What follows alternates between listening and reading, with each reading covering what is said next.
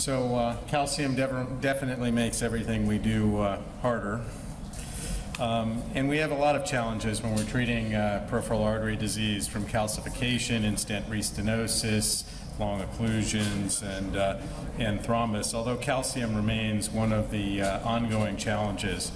And I think that management of calcium and calcified lesions has a lot of overlap with the concept of vessel preparation, where we want to provide increased luminal gain, prevent and minimize dissection with our interventions, somehow change the compliance of the vessel so that we can better treat it with angioplasty and stents.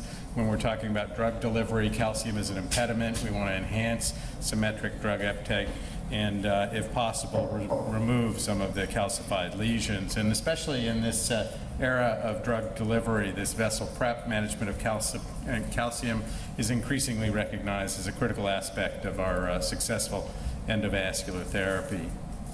When we're talking about dealing with these calcifications, I'm going to talk principally about roles of atherectomy. Lithoplasty with the shockwave balloon is a newer treatment which we're just beginning to get some experience with. And then in terms of treatments to manage heavily calcified lesions, in my own practice I use a lot of the woven nitinol stents like the Supera stent, and also sometimes utilize stent grafts, and I'll tell you how we do that.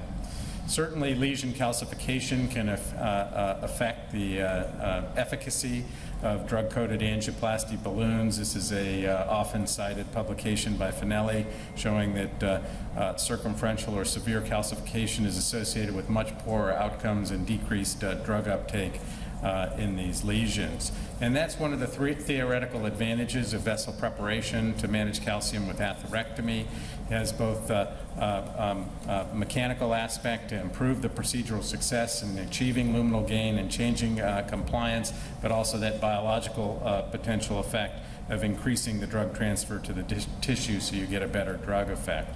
And that was somewhat shown in the in this DAART study, definitive AR with atherectomy followed by drug-coated angioplasty balloon. And when compared to just drug-coated balloon alone, it looked like in severely calcified lesions that there was an increase in the duplex ultrasound patency at 12 months.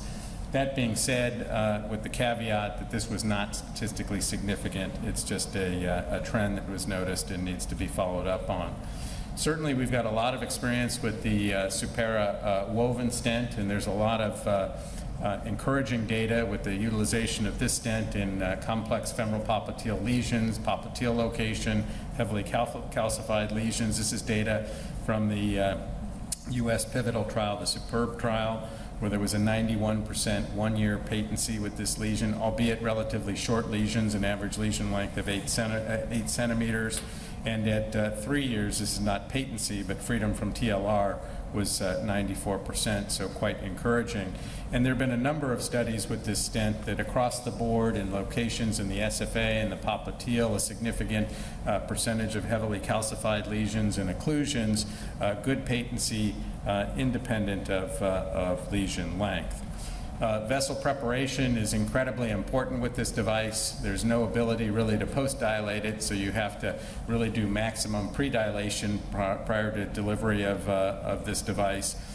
Usually using a balloon size slightly larger than the intended stent to and then making sure that it's deployed accurately so that you don't have elongation or foreshortening. And that was also shown in the SUPERB trial, where if you have significant stent elongation with inadequate vessel preparation, it does substantially decrease patency. So careful vessel preparation is really essential to prevent that elongation and to facilitate nominal deployment of the device, which is critical.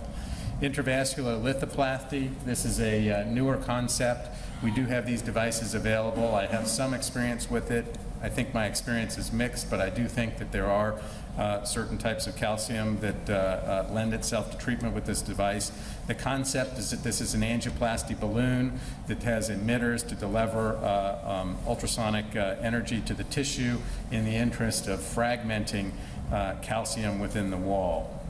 And so it's designed to normalize that or to improve vessel wall compliance and to allow a low pressure balloon angioplasty thereafter to get your vessel expansion with hopefully minimal impact to healthy tissue.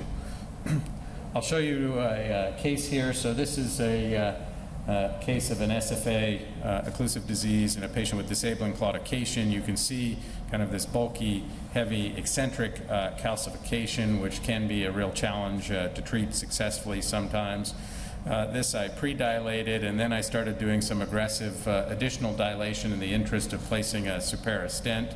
One of the risks of that, of course, is that then cause a vessel rupture, and then the treatment is kind of already dictated to you. Now you need a covered stent.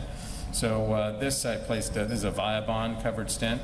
Nice result, and actually this has been quite durable in this patient. Here's a 3-year follow-up duplex ultrasound showing wide patency of the device. And so I do think that that raises some questions. So really, what is the best way to handle these heavily calcified lesions? Should we blast the calcium away? Should we intentionally rupture the vessel like I did in that case to kind of crack and pave?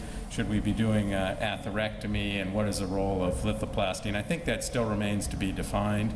I want to share with you this concept of pave and crack for heavy calcification. This is data from the group in Leipzig, where they pre-dilate a lesion, reline the vessel with a covered stent, in this case a Viabond, and then aggressively post-dilate to intentionally rupture the vessel once it's been relined. And then they also selectively relined those covered stents with Supera, so fairly expensive procedure, but quite impressive 1-year patency in lesions that were approximately 20 centimeters in length and heavily calcified.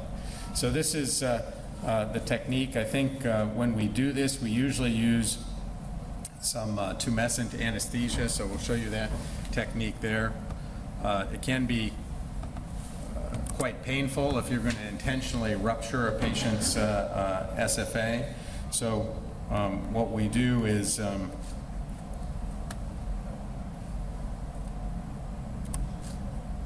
let's see if I can get this to play again. So just using the micropuncture needle, I'll just inject a dilute solution of local anesthetic. You can easily see the vessel under fluoroscopy because it's so heavily calcified. And then that helps to prevent any post-procedure pain. Here, after some minor predilation, we'll deliver a covered stent. It's slightly oversized in this location, and then we'll use a short, oversized angioplasty balloon to then intentionally rupture the vessel and create space for that covered stent. There'll be no extravasation because you've already relined the vessel. And that typically gives a nice result. And as opposed to the Leipzig group, I've rarely had to reline these with additional stents if you're aggressive with your post-dilation. So I think that this is a good technique for heavily calcified eccentric SFA lesions where alternative therapies might not be so effective. Preemptive lesion coverage protects against embolization and extravasation. It does require having appropriate landing zones for the covered stent. And I do think that that preemptive tumescent anesthetic delivery is beneficial for procedural pain control. So to conclude, severe vessel calcification represents one of our biggest challenges for endovascular therapy. I think that plain old balloon angioplasty is generally inadequate in these lesions, and that we need to have some sort of calcified plaque removal or modification, plus or minus DCB, so that involves either atherectomy or intravascular lithoplasty. I do think a lot of these lesions need scaffolding, and we use the Supera stent and these crack and pave techniques. Thank you very much.